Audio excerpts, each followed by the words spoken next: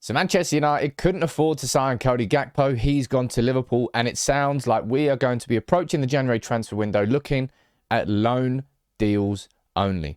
And that's why I'm going to be doing this video here today on Joao Felix. A full story look at the Joao Felix to United rumours, where they first started, how they developed, how they built through December to this point now where David Ornstein is saying that Manchester United are interested in signing him. Make sure you do please subscribe to United People's TV. I'm going to cover everything throughout the January transfer window, the sale of Manchester United. It's an exciting time coming up for United. Now, the first thing to speak about with Joao Felix is that's not the first name on Ten Hag's list for what he wanted in January, right? Nobody is going to pretend otherwise. Cody Gakpo would have been higher up that list, but we weren't willing to pay enough up front to PSV to sign him. Simple fact, Liverpool did. They signed him. Very straightforward deal, very reasonably priced deal as well, but United don't have the funds for it.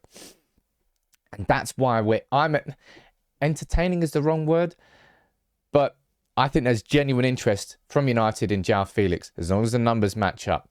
Now, Joao Felix to Manchester United, we can go back as far as 2019, before he even moved to Atletico Madrid, when we were being linked with him. That was when we were looking at Joao Felix. I think that was at a time we were looking towards Bruno Fernandes too, because both of those names cropped up. So yeah, Joao Felix to United, you can go way back to 2019 to where the rumours first started. And if you fast forward here to October, this is coming from the Athletic saying Manchester United, Joao Felix's availability was discussed many times, but United had concerns about his physicality in the Premier League. How much does this last sentence sting? At the time, the club also hoped Alexis Sanchez would still come good. I've sort of buried any memory of Alexis Sanchez, and that transfer even existed. I really did. Now, of course, this is what Joao Felix said when Manchester United played and drew against Atletico Madrid in the Champions League. With Bruno, we exchanged messages when the draw was made. He's a very good player. Very easy to play with him. When he has the ball, he always gives you the best option to give you a chance to score. That's why he gets a lot of assists. And in response, Bruno Fernandes said, "Well, I know he has unbelievable quality. He has huge potential and is still very young." So I think sometimes we forget the age of the players. And at his age, he is still in a phase of growth. They both like playing with each other, and they certainly did at the World Cup too. Now let's fast forward here to August of this year. In the summer transfer window, we were linked with Joao Felix. Joao Felix and Casemiro are two of United's objectives, Marca wrote. Of course, Marca are the Madrid-based newspaper. They were spot on about Casemiro. And Joao Felix, we were certainly linked with him. Now, from the Times, we're saying that Manchester United are set to be disappointed after holding talks with Jorge Mendes about Joao Felix, with Atletico Madrid insisting he's not for sale. And they said, well, we won't listen to offers. We will not negotiate.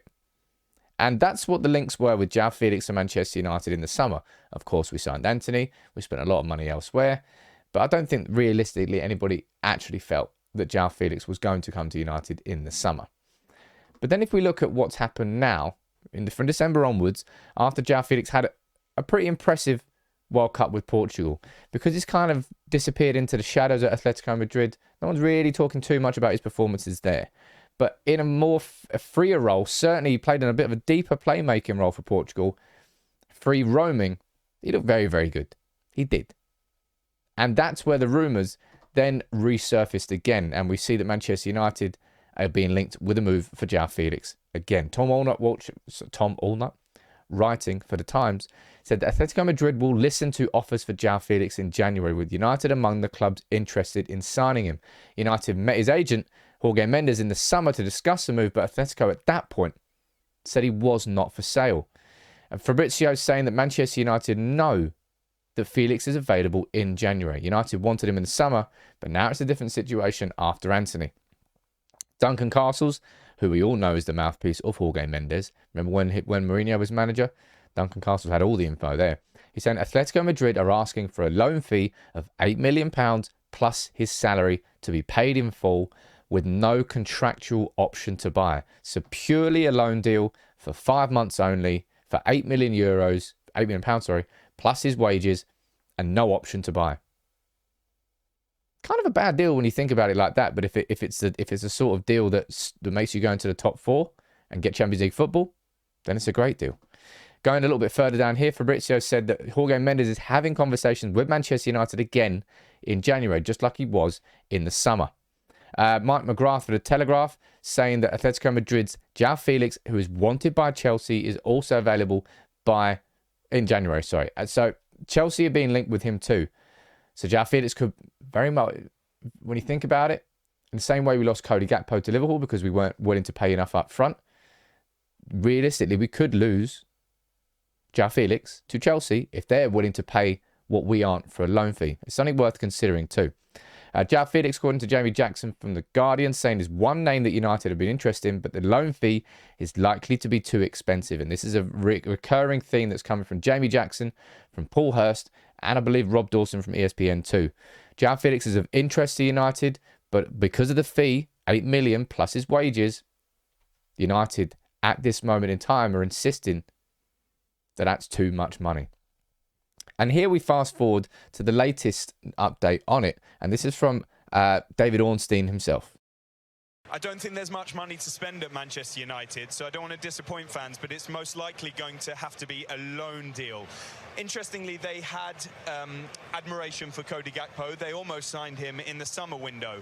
Erik Ten Hag is a massive fan, but United are focused on a central striker for January, and they see Gakpo as primarily a wide forward. And therefore, they also are looking at somebody like Joao Felix, if they can do that loan deal. And there'll be a number of other options as well. But I think we need to remember, with the United sale here, the Rain Bank, who are in charge of this process, they're aiming for a complete sale of Manchester United in the first quarter of 2023. And therefore, the Glazer family are not going to be willing to sanction a massive outlay of cash on deals at this time of the year. I think Manchester United would always prefer to do their business in the summer. And I do think Erik Ten Hag is quite content with what he has, but he would like, as he explained after the match the other night, to add in that forward line. And the only name I'm hearing primarily at the moment is Joao Felix, again, if the numbers come down on a loan basis. So it's a... So that's David Ornstein confirming their interest from Manchester United in signing Joao Felix, as long as the numbers match up. Now, that's something that we're going to have to see how that develops across the course of January. Would Atletico Madrid be willing to reduce that loan fee? Or would United just miss out on another potential signing because Chelsea swoop in and give Atletico Madrid exactly what they want? Both options are a possibility. But I said it on the live stream this morning, and I want to reiterate this because I think it's quite an important point. We go back here to what the fees are being said, being reported as. Back from Duncan Castles to Paul Hurst from the Times, James Ducker, everybody. Maybe not James Ducker, sorry. £16 million is the fee that we are hearing is going to be linked. The same amount of money that Manchester United saved when Cristiano Ronaldo was sacked, in terms of the wages that we don't have to pay him. So in terms of a budget sense, Manchester United have got the money for Joao Felix when you take the money that they've saved on Ronaldo not being there. But then when you look at how bad Man United is being run as a football club at the moment, and we're losing money every single week, maybe that money that's been saved on Cristiano Ronaldo leaving is then being redirected into the actual just running and the day-to-day of Manchester United. Can't rule that out. Now, in terms of Joao Felix as a footballer, he's not a centre forward. He's a supporting striker. Look, that's where he's played the majority of the football in his career.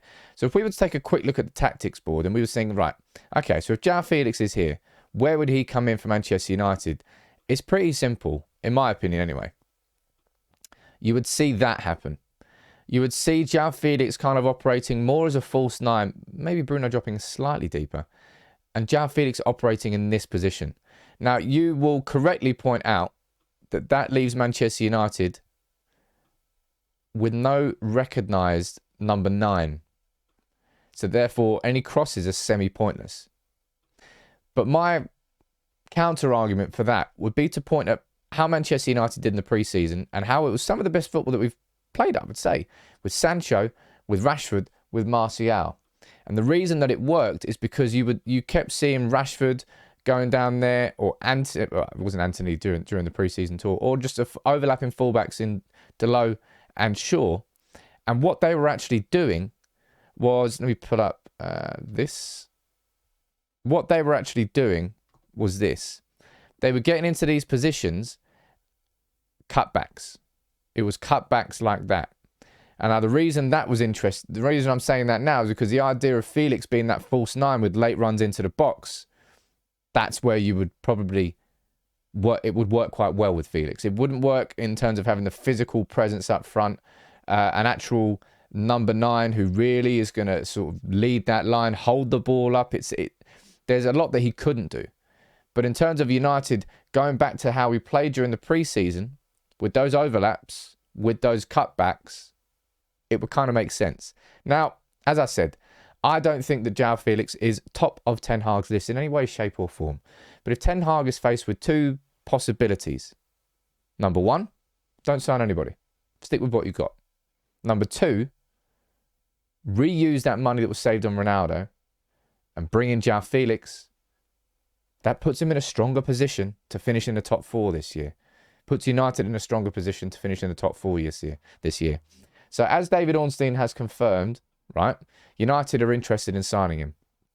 But it's whether or not we would be willing to pay that 16 million overall for a player that we were going to sign for 5 months with no option to buy, or whether we're going to try and get that on a cheaper deal. And thirdly, whether or not Chelsea would just pay what Atletico Madrid wanted and swoop in a kind of a similar way as Liverpool did with PSV and Gakpo, with United dithering and refusing to pay too much up front. That's the full story on Joao Felix to United. I think it's an interesting one. It's not really a conversation I thought that was going to be serious, but now that Gakpo's out of the conversation, it really is emerging as one of the top targets. Now, I know he's not a striker, but he certainly can play through the middle. He's a central player, and he'll be probably operating more as a false 9. What do you think about the whole Joao Felix to United rumours? You let me know in the comments below. Make sure you subscribe to United People's TV, and I'll see you soon. But this is definitely one to watch, Joao Felix.